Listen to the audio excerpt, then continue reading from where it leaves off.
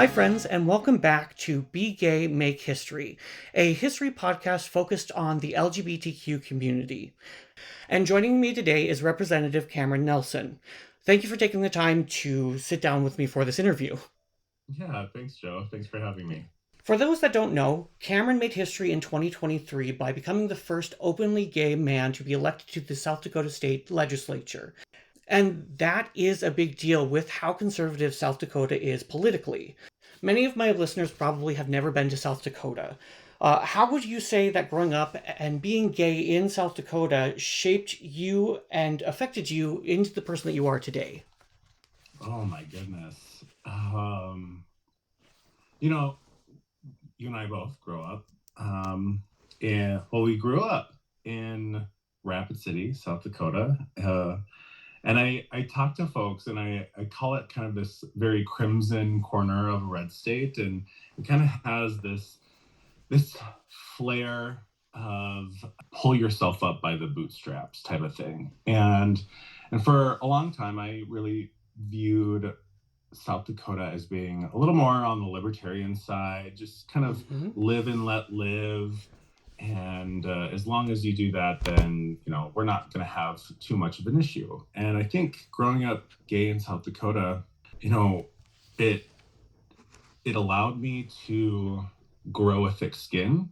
And it also robbed me of many years of being my authentic self, being closeted. I didn't come out till towards the end of college.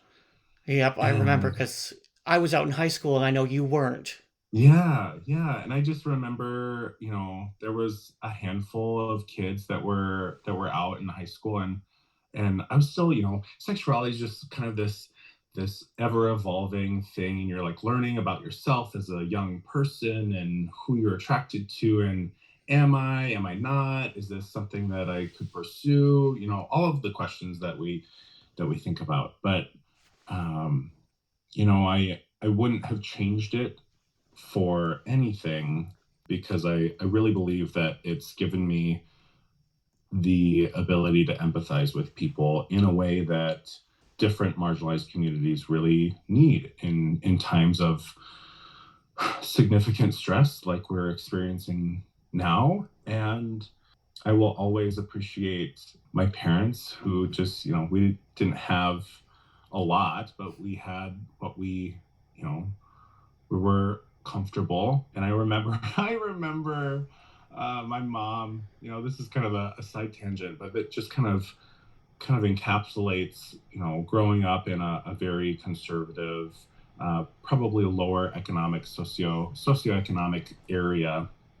Just for some of your listeners, I wanted to play piano. I was in love with music and theater, and I wanted to do all of those things, but obtaining a piano was an expensive thing. And so I remember my mother taking us downtown to the piano store, and we got, a little electric one, and they financed this piano, I think, for the next, 200 months or something like that. And I always appreciate that. And so my parents never knew until I came out, which is so crazy. Everyone around me knew, except for myself, allowing me to be that person around people. But I think it was marked by strife and struggle, and yet still a lot of beautiful things. And that it's something that I kind of echo as well with growing up myself in South Dakota as being gay. I think I more so than you were a little bit more obvious at that time anyway. Um, and a lot of things you talk about with growing up in South Dakota, there is both the good and the bad that came with that as someone, especially in our generation, when it was really like being gay was really considered to be kind of what being transgender is considered today. It was the biggest moral panic at the time. Mhm. And do you find that I know for me personally that I didn't grow up religious myself, but the area is very religious, and there were a lot of outside voices saying things about gay men and women that really kind of shaped how I first viewed myself in relation to that. Is that something that you also ran into as you're growing up? Absolutely. So we grew up Wesleyan, which is kind of an offshoot of Methodist, and I remember going to the Wednesday night youth groups and just having the experience on Sunday mornings, and it wasn't always there, but every instance I remember vividly. Every call out to being other than, it was just like I was being stabbed by a knife. It hurt in a way that I couldn't really come to grips with at the time of being a Yep. young person, and that really created this sense of closetedness, of self-preservation in a way that I think a lot of folks that are growing up queer or perhaps closeted, perhaps maybe in more progressive communities or maybe more progressive theology, even maybe don't have to navigate that as a young person. But yeah, that definitely has shaped a lot of my arc as a human being and my continued journey through faith and what do I believe in, who is the type of person that I want to emulate, and the folks that I want to surround myself with. The community that I've built around me has been really rooted in more of a progressive theology of acts of service and treating people with kindness and doing unto others in a way that lifts people up. And so I think as far as the traditional sense of religion, more of a generalization, being combative with my identity as a young gay man, that was really hard to come to terms with for a long time. And I know that a lot of us, even are from our generation and even younger than us, some of them echo that same sentiment when it comes to trying to figure out who we are within our own selves. Hmm. And I think it's one of the things that it's one of those things that a lot of I know that a lot of transgender kids are experiencing right now, especially Hmm. with the political climate that we're in. When I run a group monthly of high school kids who are queer, and many of them are non-binary or trans, and I've asked them this question. I said, how do you feel about your faith? And one day we had an entire conversation about religion and faith. And many of them have a lot of support, and then some of them don't. And so I think it's incumbent upon us to remember that it's not a monolith, and that someone's lived experience is not that of someone else's, and and just try to be kind and meet people where they're at. And I think, yeah, that's very important for just everybody in general right now. Yeah, absolutely. So I guess the next thing I'm curious about is when we were in high school, it wasn't like we were doing theater, we were doing that kind of stuff. What led you to wanting to get into politics? Oh goodness. I never wanted to be in politics. Actually, I wasn't even part of like the student government association in college. I had been asked to run a couple times and had said no quite vigorously. And I think there was, 2016. I remember just crying the entire day with my colleague the day after the election. And I think that is kind of what planted a seed of like, how do I do good for my community, never realizing that at that moment it was going to translate to any sort of political involvement, at least in an elected role. And really it just kind of happened by accident, Joe. It was I remember I was up at Brookings, my alma mater, at SCSU, and I had just talked to this group of young people and just really missed connecting with them. And so I was kind of beating myself up on the drive home, and all of the things that I could have done better. How do I make South Dakota better for young people? All of these questions. And so I called up the vice chair of the party at the time and I said, okay, like maybe what if we did this? What would that look like? And then all of a sudden you're just circulating petitions to get signatures to get on the ballot, and then you qualify, and then you're on the ballot, and you're running, and then you win. And a month and a half later, you're serving in office and trying to figure it out. So there really was no desire to. And it's probably one of the most difficult things that I've ever done in my professional career thus far. And it's not really enjoyable. Being in a super minority, that is very difficult. You have to do the job of 7 or 8 people, and it's a constant battle just to demonstrate that I deserve to exist as a human being across from the aisle from some of my colleagues. And so that I think was a really difficult realization to come to, and then at the same time realize that they also believe 100% in their heart of hearts that they are doing the right thing, and try and understand them a little bit better, so that eventually through communication and just, physical presence, make a difference. So That I would imagine would be an incredibly mind-boggling event, a sequence of events. yeah.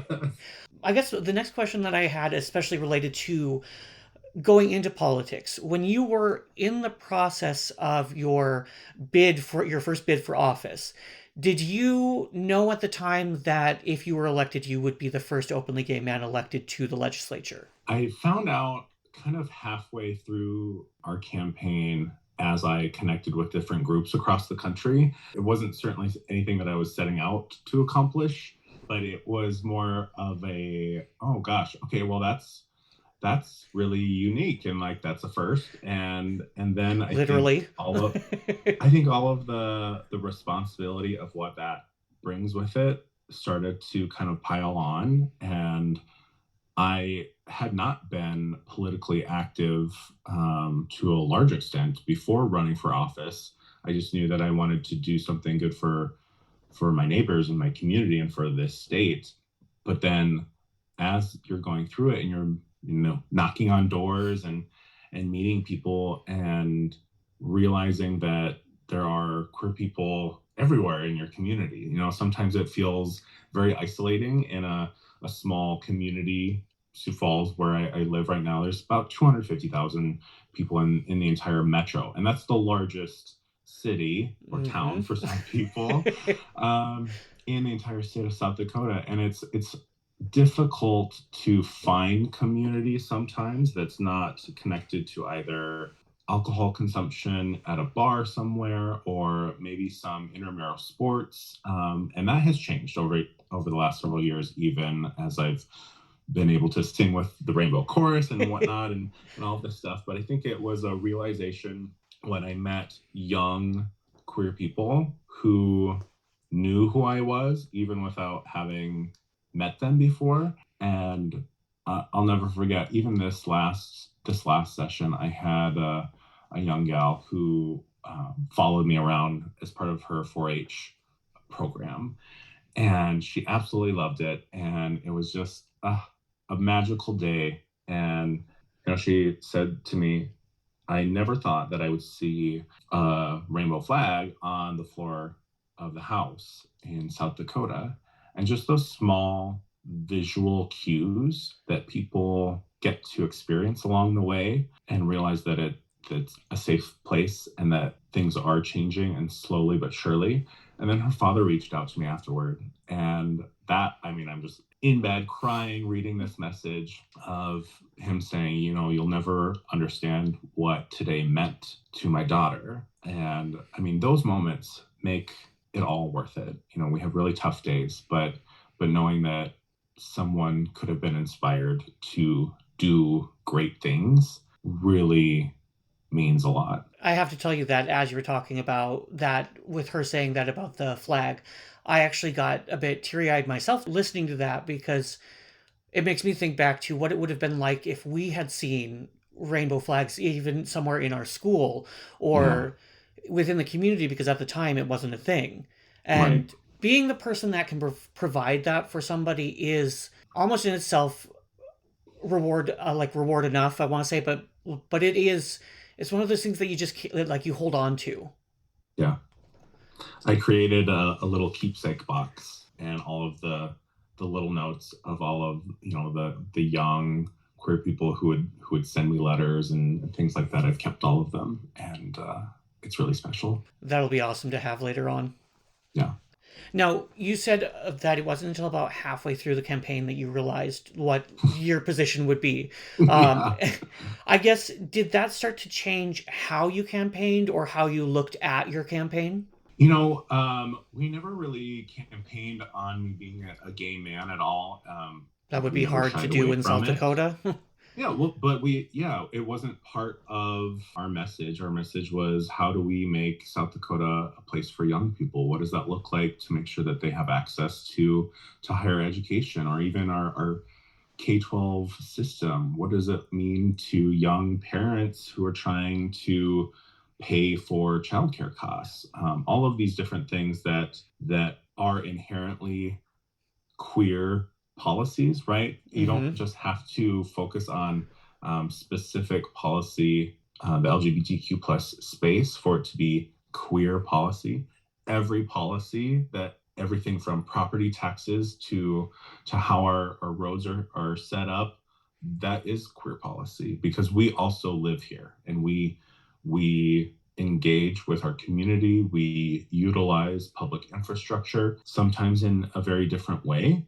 But I think the more that we can demonstrate that we are here and we're not leaving, that will be seen as less of an othered group. And I'm always about being an othered group. Like, I love being gay. I love the community, the people that are so vibrant, that bring beautiful culture and art and music and just fabulosity. I mean, I'm so thankful to be part of this community. But I think the work of social justice, of equality and access, continues to kind of intertwine in this long dialogue of, we are your neighbor, right? Mm-hmm. We are your coworker. We are your school bus driver. We are all of these things that comprise our community, and we deserve the same as everyone else. So. I think that, I mean, I looked through some of the policies that you were co-sponsoring or sponsored, and many of the things that you mentioned are definitely like what I mean. Again, as neighbors, we do use the same infrastructure.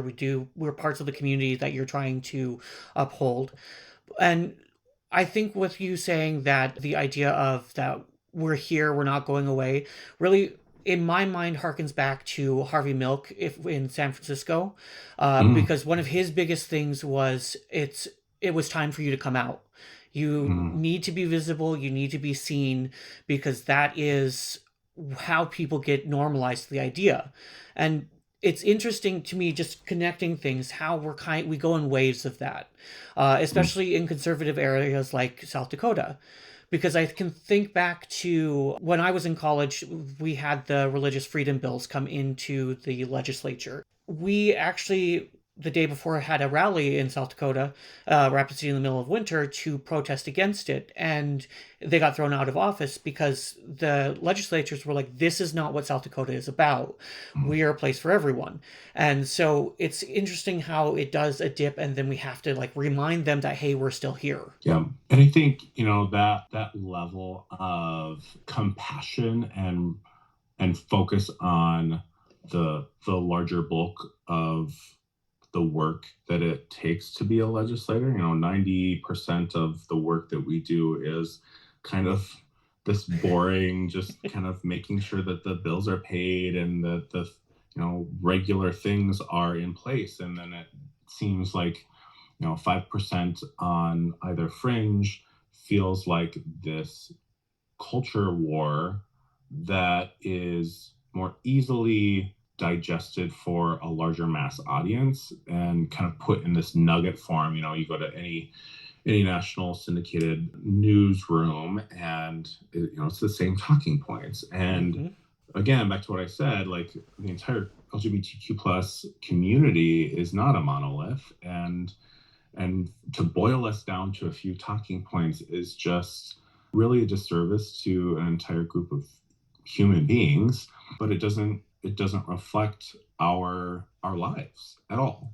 But that somehow has been received by a large group of people and kind of twisted to continue to further divide, at least for a political power stance in our country. Yeah, it really makes me think back to I don't know how much you know about the history of the queer community, politically or otherwise, but it makes me think back to McCarthyism, the second Red Scare, and the Lavender Scare, which Hmm. is kind of what we're seeing now with the next administration coming into office. The idea of purging many of the LGBTQ people from the governmental positions and the military, especially focused around trans and non-binary people. I guess I know you spent time in DC, and I know that you, with your work in South Dakota, you've run into this kind of ideology. And I guess what is your thoughts on it? Yeah, I think so. As you mentioned, I do a lot of work with the LGBTQ Victory Institute and their sister organization, the Victory Fund, which primarily focuses on getting queer elected officials elected to office all across the country, whether that's school board or county commission or, state treasurer or state House of Representatives, or all the way up to, U.S. Congress with Senator Tammy Baldwin, who was a great ally. Not an ally. I mean, she's part of the community. She's been championing the work in our community for so long, and recently was able to secure the Respect for Marriage Act, which overturned DOMA. And all of that work, she tells a story of how she caught one of her colleagues on the elevator and just had a conversation, just the two of them. And it was that sort of intimate conversation that changes the narrative about who we are Yep. as queer people. And I think the more, much like what you said of, it's time to come out, certainly that's not for everyone. You have Yes. to be safe first. But the larger visibility that we have on a grander scale, people will inherently accept our presence, and then our existence and the things that are directly being used as political fodder become less and less popular because all of a Yep. sudden they know someone in the community.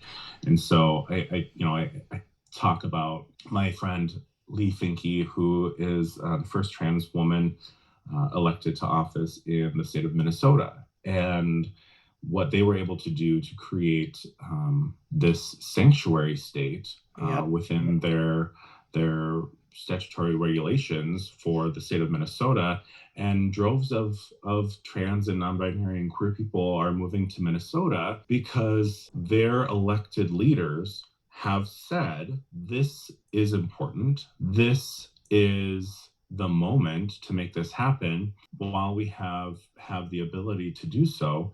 And come here, move here, build your life here. You're safe here. And that's starting to take place, in different cities and states across the country. And I just give them so much credit for being courageous enough to have those conversations, even within their own political party, who many times have some misinformation about our community, right? Or if I do this, oh, I'm in a swing district, I'm gonna lose my election. Well, the people who didn't stand up and do the right thing while they are elected, they still lost re-election anyway, you know? And they made it more dangerous for other people. Right. So I really fundamentally believe that while you're in the seat and you have the opportunity to speak for communities and do the right thing, that's your chance. And I hope that many of those representatives and senators across state legislatures, but at a federal level too, have the common decency and the courage to do just that. And I think you hit on a really interesting topic, especially that I can echo from a personal standpoint. Was you talking about Tammy Baldwin, her speaking with the colleague in the elevator. That happens on a personal level every day as well. And that's something that I think is really important for people to know. And a great example of it is when I was at BH my first semester. I was living in the dorms and I had a group of friends, and obviously we were most very diverse, very queer. And one of our friends had a roommate who was extremely homophobic. It came to the point where they got into a screaming match and he said some pretty terrible things to them. And the interesting thing was a couple months later, the election between, I believe it was Obama and John McCain. During that, my group of friends were sitting in the common room watching the election results, and he came and sat down, like kind of opposite to us, and said something along the lines of, "Oh, and that's," he was very much, very Republican, very red, but you got to realize that he was kind of misinformed because one of the things that McCain was running on was the anti contraception. And Mm. he did not realize that. And so I explained that to him, and he was like, he's just kind of sat there shocked. Well, then afterwards, my friends got up and I kind of stayed there. And I just said to him, "Do you know that you have the nickname of the homophobe around campus?" And I had a conversation with him, and I don't know if you remember this, but in the mid to late 2000s, there was a movement going around called the It Gets Better Project. Hmm. I And do. yep. And so, for those that don't know, it was a lot of celebrities and important people in the community in general came out and shared their stories and explained that, yeah, it sucks during in your childhood as an openly gay kid or a non openly gay, but it gets better. And I actually had created a video myself talking about my experience, and I showed it to him. And after watching it, he sat there for like 5 minutes without saying anything. And then he goes, I never thought of, I always thought of them as the gays. I didn't think of them as people because I'd never known any.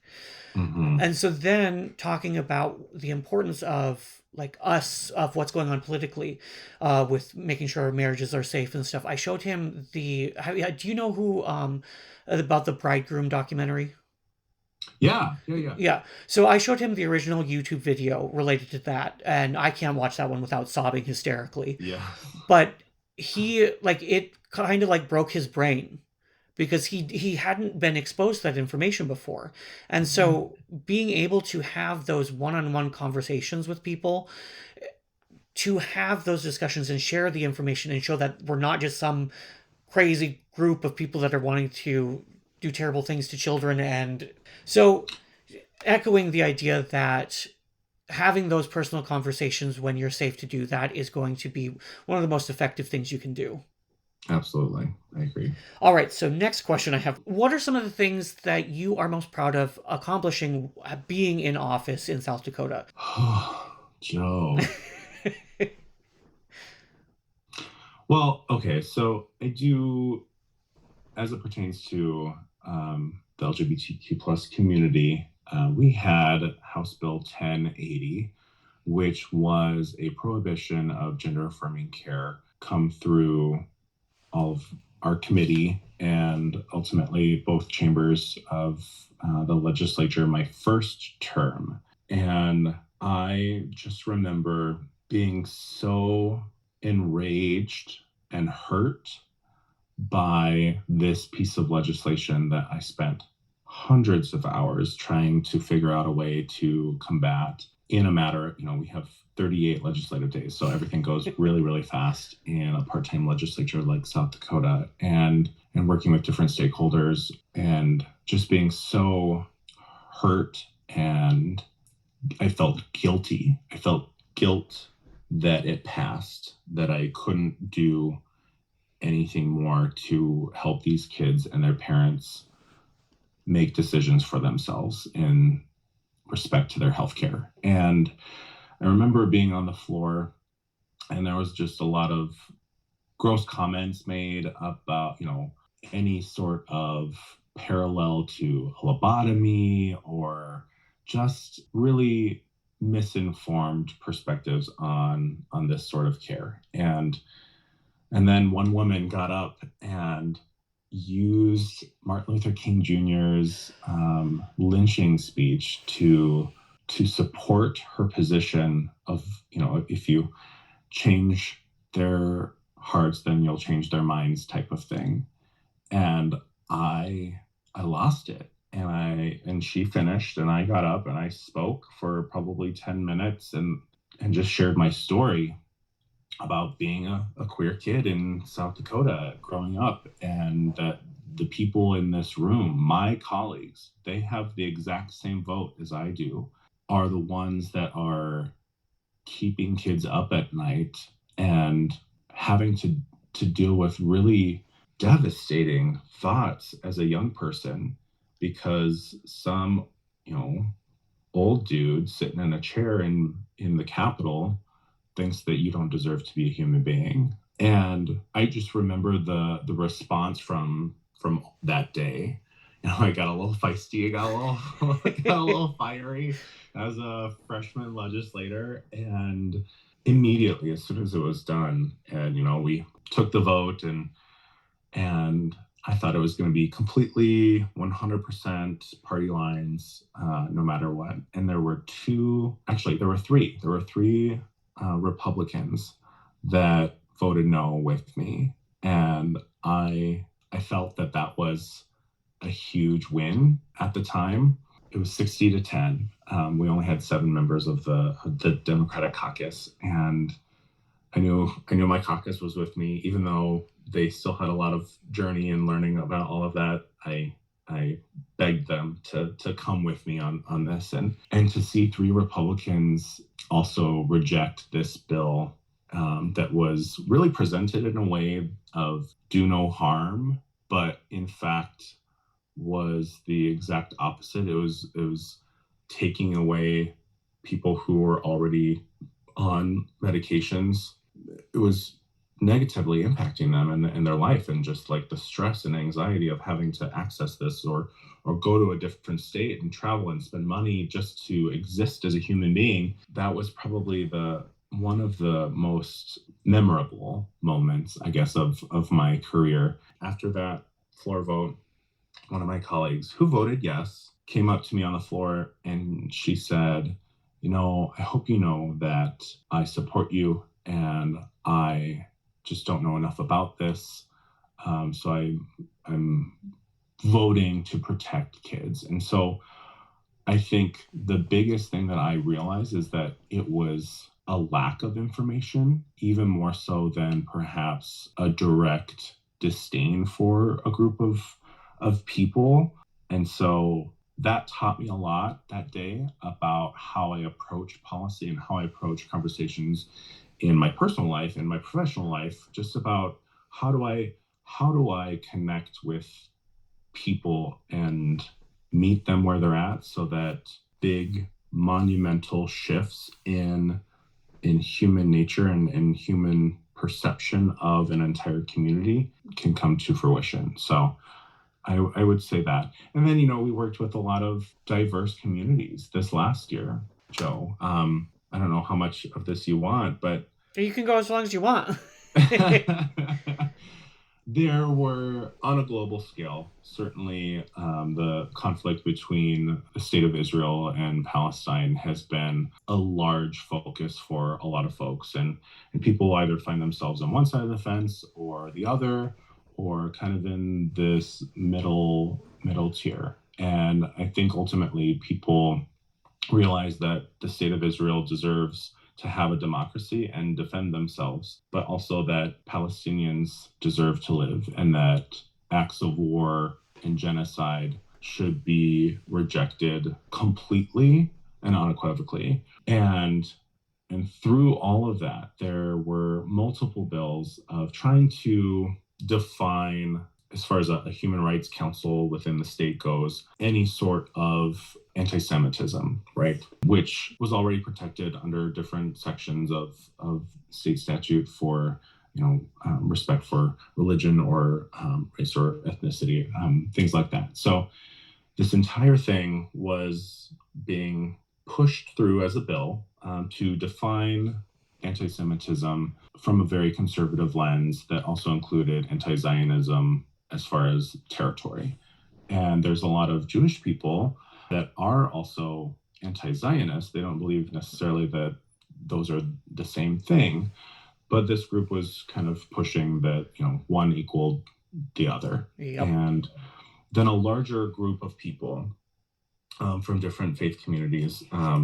There were Jews, there were Muslims, there were Christians, there were Black folks, there were Indigenous folks, there were members of the queer community. This wide stakeholder group came together in kind of opposition, right? Like they were trying to make a statement, quote unquote, that was what they wanted to push forward, was this redefining of terms.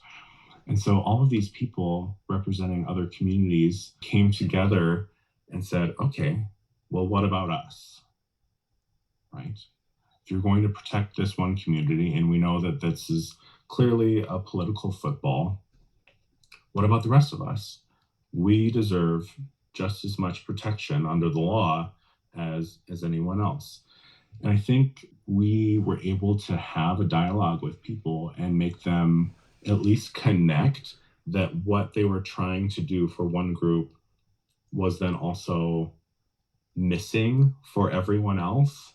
And so I am really proud of that work with different groups of, it was the Transformation Project of South Dakota, which I'm a board member of. It was the South Dakota Voices for Peace, which really includes working with immigrant and refugee populations in our community. There was the Black Chamber of Commerce there. I mean, all of these different groups, Equality South Dakota, it was just a really beautiful thing. And so I'm reminded, I think that to get to a real answer for you, John, what I'm most proud of, I think, is helping to shepherd a group of people that in the face of immense adversity, to give them the courage to come testify in the first place, but then advocate for themselves and people that they may never meet or impact themselves. So that was really, really cool.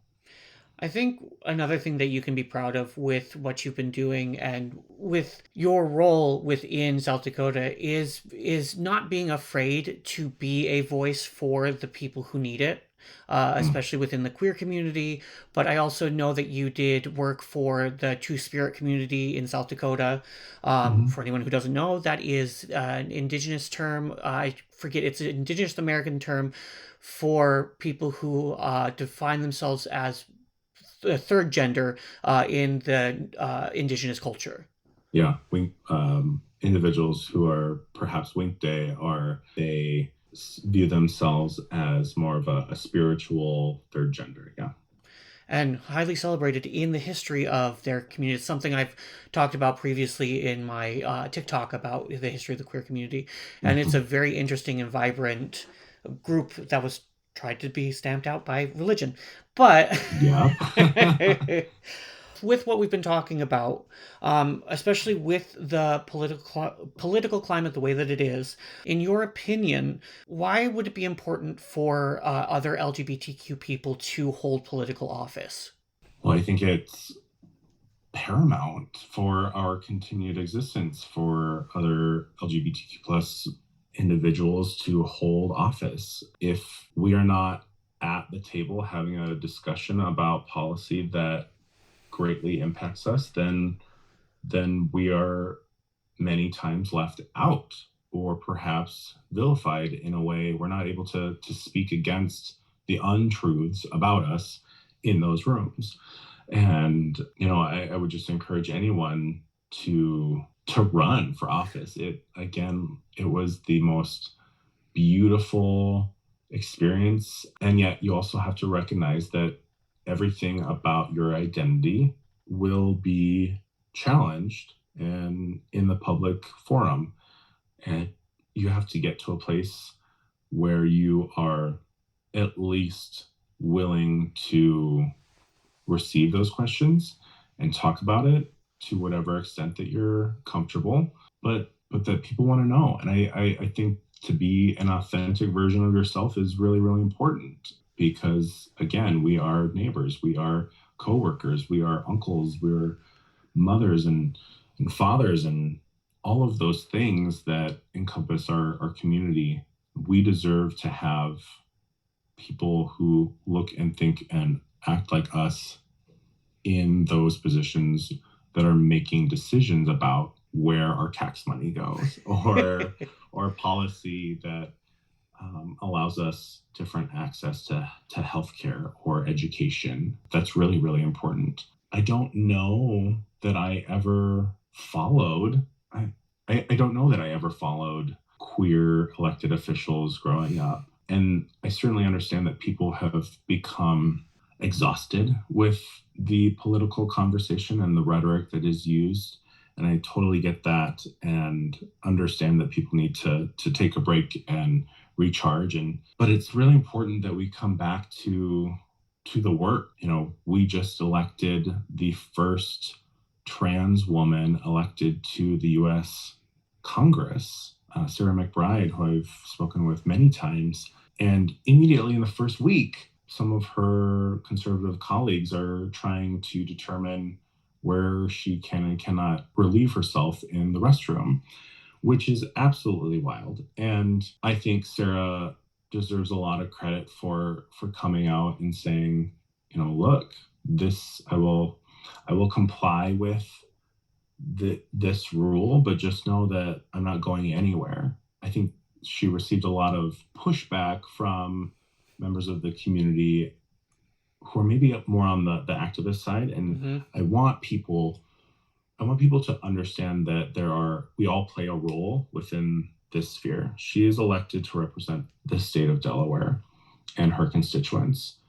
And she has trans constituents, right? She has trans staffers.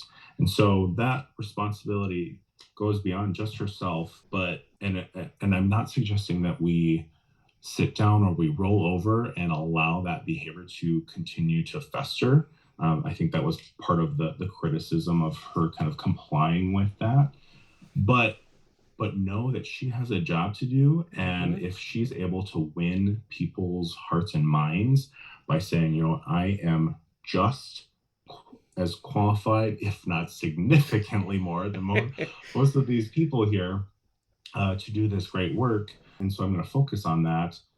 That breaks down one tiny bit of this chip on their shoulder that they have. And that allows Sarah to perhaps have an elevator conversation like Tammy Baldwin, to continue to move the conversation forward. I think when we talk about the larger scale, my senator, John Thune, is going to be the Senate Majority Leader moving into this next session. And he has gay staffers, right? And I think that it's important to have conversations with those people who have that immediate access to the people who are making those decisions, even more so in this next administration. So I would absolutely say to anyone who's become more disaffected from the process or politics in general, that I get it, I see you, but everything in our lives is about politics. And the more people that show up and contribute to the dialogue and the conversation about how we want to move forward as a state or a country, the better. That gives us a larger pool of information to draw from and expertise to say, we can achieve equality for everyone.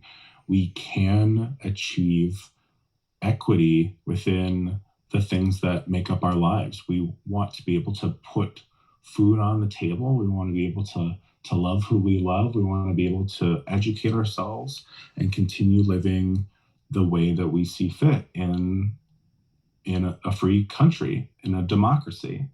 And I would call those people who have put themselves on the sideline back into the fold, because the work of progress never sleeps. We have to be diligent. We have to be able to continue reaching deep and being vulnerable and recharging, but also remembering that you can't pour from an empty cup.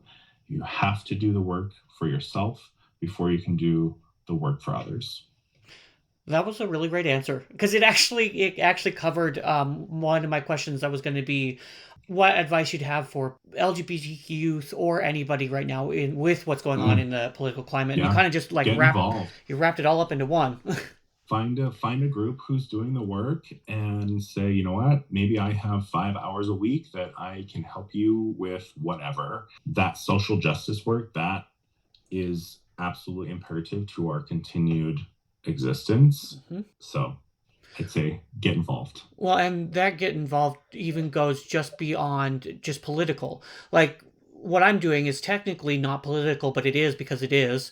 Yeah. Especially because, like I talk about often with the history of the queer community, it's what's carried on orally. Because for the longest time, it wasn't recorded because people would try to destroy it. Nobody wanted to record it. And my whole thing is about making sure that that history isn't forgotten when these Yeah. book bans are happening. And I want to be at least one of the voices that shares that history so it's not lost. And that's just Absolutely. one aspect of the whole thing.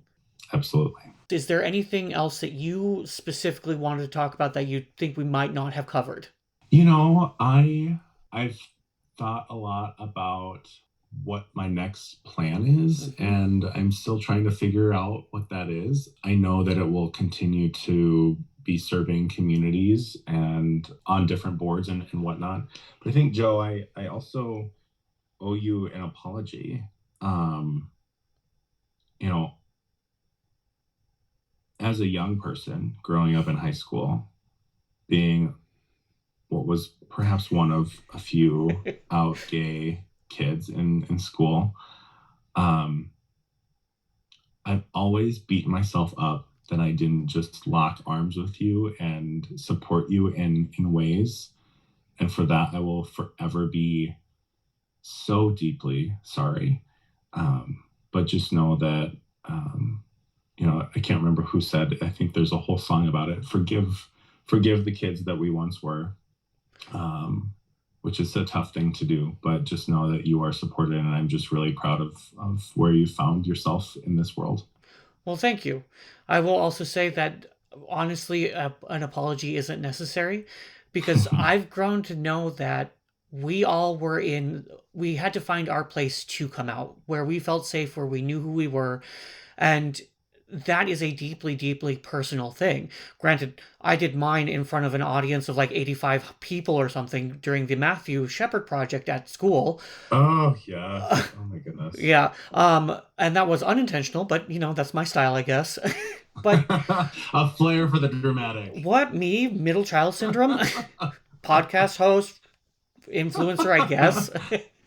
But no, but honestly, I don't think there was never a situation where I felt like you in any way needed to apologize for anything. I actually was, when I found out that like many of my fellow, not surprising, theater men ended up coming out as either gay or trans, I celebrated it. Like I was so excited for you guys because I knew how much difference that was going to make in your life. Because I remember my coming out, like I was made fun of. I'm sure you knew this from like, cause I was just the kid that everybody made fun of. Up until I came out, I really cared what people thought. But then after that, there was such a weight lifted off of me. Exactly. And I know you know that too. Probably even doubly so with the religious background.